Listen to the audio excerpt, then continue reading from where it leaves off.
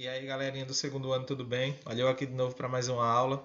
Hoje nós vamos para a nossa aula de número 2, tá? Então pega o livro de vocês, abre no conteúdo do capítulo 2, tá? Nesse capítulo 2, nós iremos falar sobre o pré-modernismo. Pré-modernismo que ocorreu aqui em 1902, no século 20, tá? Ocorrido aqui no Brasil e traz como tema central revelando os Brasis, ou seja, esses artistas brasileiros vão trazer uma literatura de característica própria, tá? Vão deixar de lado toda aquela arte, toda aquela literatura que era europeia, que era trazida aqui para o Brasil, e eles vão se apegar a características próprias do Brasil e as próprias características dos artistas brasileiros, tanto na literatura como na arte, porque esse movimento ele se divide nessas duas vertentes aí. Beleza? Então eu trouxe aqui um pequeno esquema para vocês, tá? Que fala sobre o período do pré-modernismo aqui no Brasil. Então, nesse período aqui, no contexto histórico, tá? Se passava a Revolução dos Canudos, o ciclo do cangaço, a revolta da Arvacine, a revolta da Chibata também, e as greves dos operários. E com isso também tinha a República do Café com Leite e a Primeira Guerra Mundial. Então, quando ocorria o pré-modernismo aqui no Brasil, no mundo, tá? Em outros países estavam ocorrendo esses movimentos aqui, tá? Essas revoluções históricas. E esse movimento pré-modernista, tá? Gente, ele tinha as influências dos grupos passadista e do grupo renovador, que eram grupos influenciados pelas vanguardas europeias, que é o nosso próximo conteúdo que nós iremos estudar, beleza? Esse movimento tinha como características, tá? O regionalismo, porque tratava de regiões do Brasil, tá? Principalmente das regiões como o Sertão, tá? E também ele trazia denúncias da realidade, falava dos marginalizados, tá? Fazia o sincretismo também, fazia uma sincronização de outras escolas literárias também, e também ele trazia inovações, tá? E essas inovações foram desenvolvidas no campo da arte e da literatura.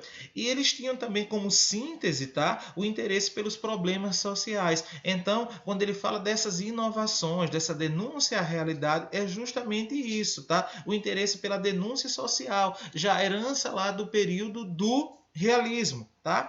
E com isso ele trazia as denúncias sociais, ele falava de denúncias, protestos, crítica e de documentários também. E nesses documentários aqui, eles relataram esse documentário aqui, Os Dois Brasis, onde ele falava do Brasil arcaico rural e do refinado, ou seja, ele falava dessas duas transições que nós conhecemos, como os centros urbanos e os centros rurais. Então eles falavam dessas pessoas, das diferenças dessas duas classes sociais, beleza? Eles tinham como valores, tá? Um desejo de redescoberta de um Brasil pobre, doente e esquecido. Então eles queriam descobrir esse Brasil, queriam trazer à tona esse Brasil, beleza? E também eles tinham a tentativa de reinterpretar, tá? De fazer uma reinterpretação do atraso e da miséria do Brasil. Por que isso ocorria aqui no Brasil? Então esses autores tinham esse interesse de buscar essa temática e de estudar mais a fundo, tá? Então eles traziam uma problemática social para suas obras e para suas artes, tá? E nesse período aqui, gente, se destacou esses artistas aqui. Graça Aranha, que trazia em suas obras a imaginação, fazia uma análise social do Brasil, falava também da natureza brasileira, trazia também o romance de tese, já também herança lá do período do naturalismo, tá? E ele também falava desse sincretismo, e ele se destacou pela obra Canaã. Outro, também bastante conhecido, foi Lima Barreto, que falava do Brasil ufanista, né? Ele era fã do Brasil, então ele falava da sua própria nacionalidade. E nas suas obras ele falava sobre preconceito, tá? E as duas obras dele que falavam sobre preconceito, até quem foi alunos do ano passado da escola sabe que eu tratei de algumas obras dele no nosso aulão do Enem. E ele traz essas duas obras aqui.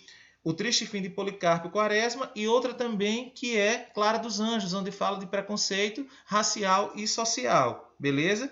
Euclides da Cunha, tá? Esse cara vai falar da Guerra dos Canudos, vai falar do sertão baiano, vai dar ênfase a isso, vai fazer denúncias também, e a obra que se destacou desse cara aqui foram Os Sertões, tá? Que virou até filme também, essa obra, beleza? E outro cara também, Simões Lopes Neto, ele tinha uma linguagem coloquial, tá? Esse cara ele usava uma linguagem local, ele falava de natureza, falava de lendas também e destacou-se pela obra Contos Gaúchos, beleza?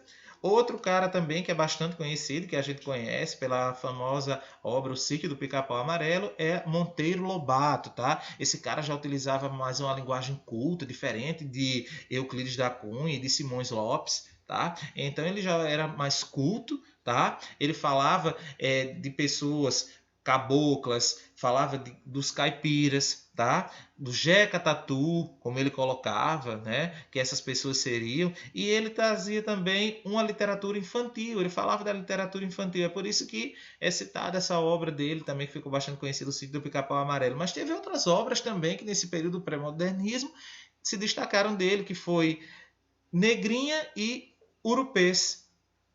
E outro cara também aqui, ó, bastante famoso desse período foi Augusto dos Anjos, tá, gente? Augusto dos Anjos, ele trabalhava com poesia. Nas poesias dele ele falava sobre a morte, sobre o existencialismo, a crise do existencialismo, o cientificismo também, tá? Ele falava da ciência também e ele traz a obra O Eu. Ele ficou famoso por essa obra aqui. E esse cara, Augusto dos Anjos, ele traz também nas suas obras características do período do Barroco, tá? Como eu citei aqui, a poesia, a morte, o existencialismo, o cientificismo. Então ele faz essa mistura de barroco com romantismo. Beleza? Então, os pré-modernistas, eles tinham essa visão inovadora, eles queriam inovar tanto na arte como na literatura. Então, eles trouxeram uma literatura própria brasileira.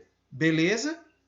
E aqui, gente, eu trouxe para vocês os principais autores do período do modernismo. Aqui fala um pouco sobre cada um deles. Então, para vocês verem mais a fundo, tá? A biografia de cada um deles, vocês dão uma pausa aqui e vocês leem aqui, ó, mais precisamente a história de cada um deles. Beleza? Gente, então eu finalizo por aqui. Eu espero que tenha ficado claro para vocês esse conteúdo do pré-modernismo. Quem não entendeu, anota as dúvidas aí. Eu irei responder na nossa videoconferência. Beleza? Então, tchau e até o nosso próximo encontro.